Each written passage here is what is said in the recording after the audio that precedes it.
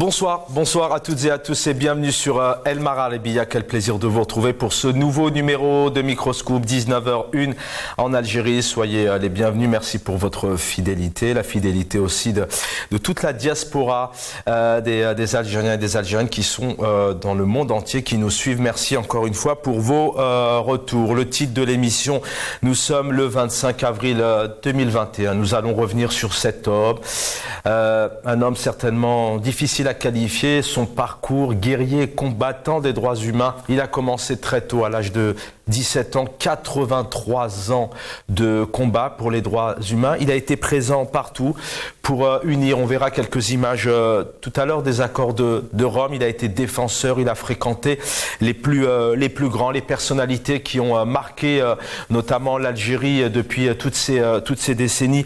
Il a essayé vraiment de réunir tout le monde.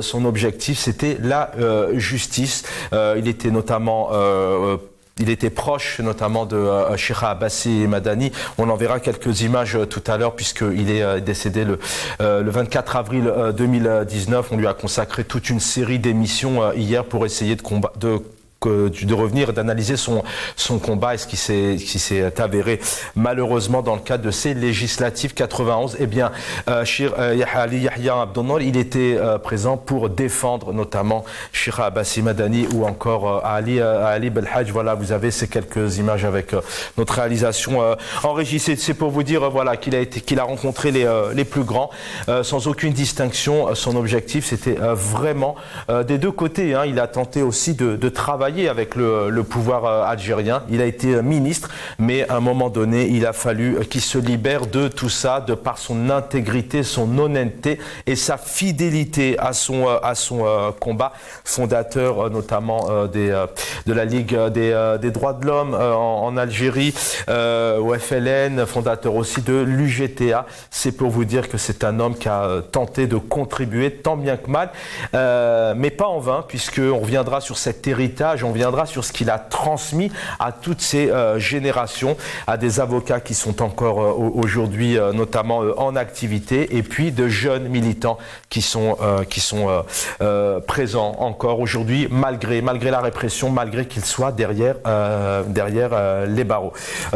Donc hier, je vous le disais, on a consacré toute une série de programmes pour revenir sur le combat, le Front islamique du salut, un parti qui a été dissous, je le rappelle, par le pouvoir algérien.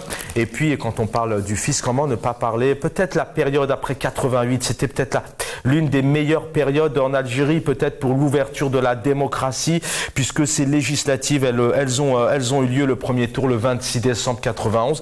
On le rappelle tout de même, le peuple avait parlé à l'époque, avec notamment arrivé en tête le Front islamique du salut avec la majorité des voix sur ce premier tour. Et le deuxième tour, malheureusement, c'est l'arrêt du processus démocratique en Algérie, puisque les généraux, le pouvoir, ont décidé de mettre fin à ces législatives. C'est quelques images qui commémorent la mémoire de Cheikh Abbassi Madani.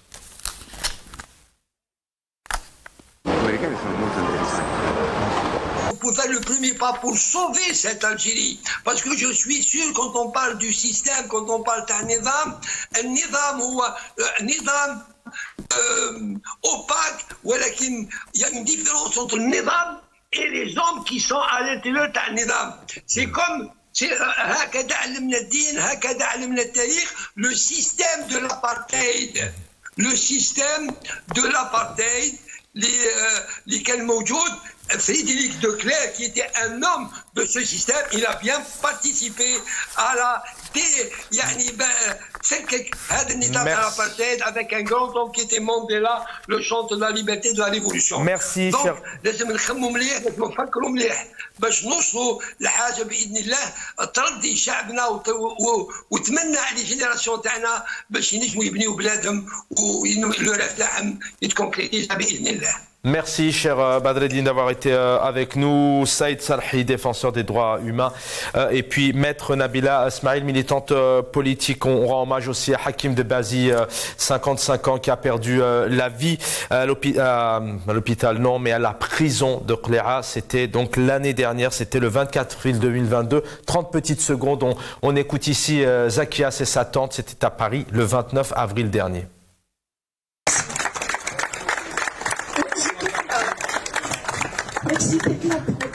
Merci d'être là pour la mémoire de mon neveu. Mon neveu, c'est le seul garçon de ma grande sœur qui est dans une brûlure pas possible. Pourquoi pas possible? Parce qu'il n'a rien fait. Rien. Il est comme nous tous. On relaie des publications Facebook, on dit des choses. Il a été du Hirak. Je pense qu'il y avait des milliers de jeunes Algériens qui sont sortis juste pour être libres, pour avoir cette liberté d'expression qui est si chère à nos cœurs. Mais je ne vais pas retenir trop la parole. En mémoire à mon neveu, en mémoire à sa famille, à ma sœur Aïma Harouka, à sa femme qui n'arrive même pas à être consolée. Je vous demande tous de prier pour lui. En plus, je ne sais pas combien de temps en prison avant d'annoncer qu'il était mort. Il était mort seul, alors qu'il a une famille qui est autour de lui. Je vous remercie infiniment d'être là.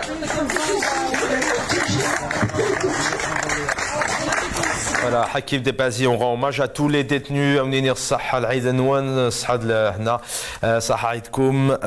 fête de l'Aïd une nouvelle fois. Dans un instant, normalement, c'est Jamel Din Benchenouf. Bonne soirée à tous.